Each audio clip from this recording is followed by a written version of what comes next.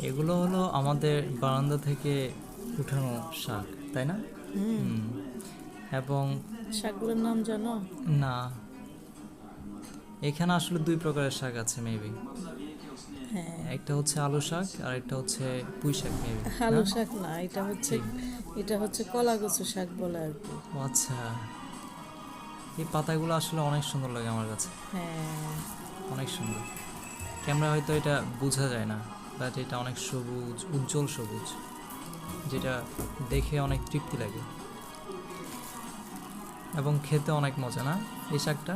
হুম, অনেক বিশেষ করে মজা। কলা এবং কচুটা। এটা ডায়াবেটিস রোগী বলো, যে কোনো রোগের, অনেক রোগের ওষুধ হিসাবেও কাজ করে এই শাকটা। এখানে কয় প্রকার আছে? এখানে আমি তো 3 প্রকার এই- দেখতে পাচ্ছি এখন। হ্যাঁ, এটা হচ্ছে হুম। এলাঞ্চি শাক বলে হয়তো কেউ,